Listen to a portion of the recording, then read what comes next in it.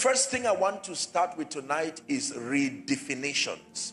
I have found out as I teach the word of God and as I help people experience the ministry of the Spirit, that it matters that we have a unified understanding of terminologies. Sometimes we take for granted as preachers that when you mention a word, a thought, or a concept, that while everybody is nodding, they really understand what you are saying. It may not be so. Defining terminologies is very important. If I say apple, nobody is thinking orange. All of us are thinking the same thing. Am I right? If I say a baby, nobody is thinking a grandfather, because there is a definition, there is clarity. But the first reason why people fail in learning spiritual things is that there's a lot of assumption as far as definitions are concerned. So we're going to take 4 definitions. I want to redefine them very quickly. Number 1 is the word ministry. Ministry. Blessed be the name of the Lord. When we talk about ministry for the average believer, what exactly are we talking about? It's important we understand what ministry is. Here's the average believer, including the average pastor's understanding of ministry. So he thinks of a pulpit, he thinks of a Bible in front of it, a mic in his hand, and a congregation listening to him while he's teaching or ministering or doing whatever it is, and that's what he calls ministry. That's a sincere understanding, but it's a very wrong understanding. Ministry has nothing to do with a congregation necessarily, has nothing to do with a pulpit necessarily, has nothing to do with holding a mic. In fact, it has nothing to do with speaking necessarily.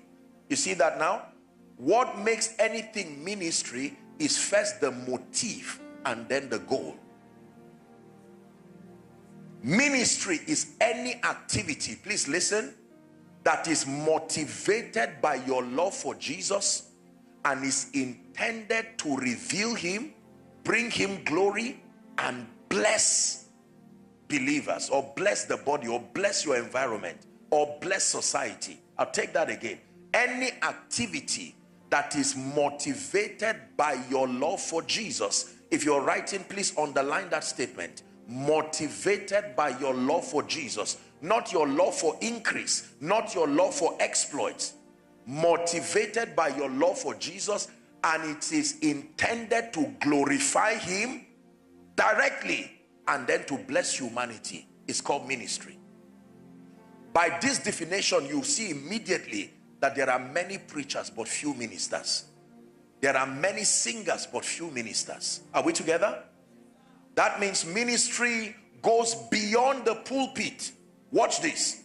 If my cleaning this pulpit is motivated by my love for Jesus, and it is intended to be a contribution to make the pulpit conducive for the man of God, to the end that Jesus be revealed and that lives be blessed, that act of cleaning is called ministry.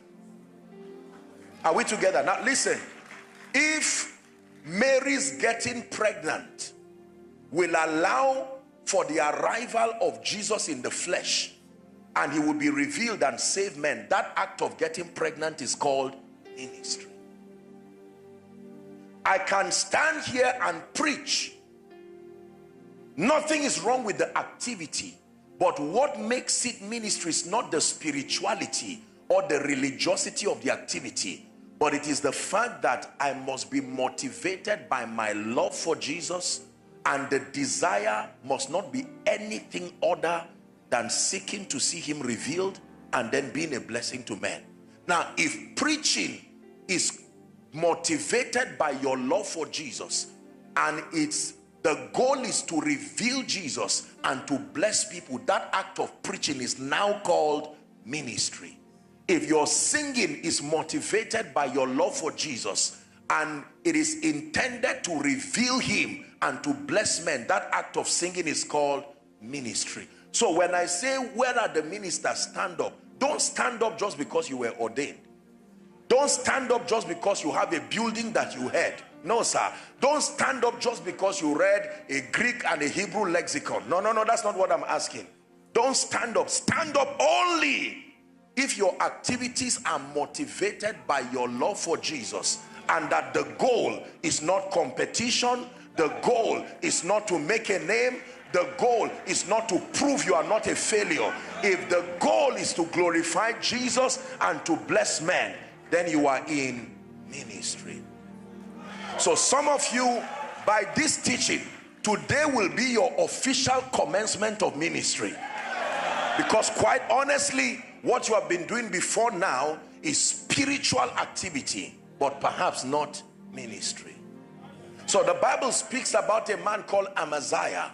It says Amaziah walked, he said that he did everything that was good, but not with a perfect heart. The problem was not the correctness of the activity, it was the heart condition. Is someone learning now?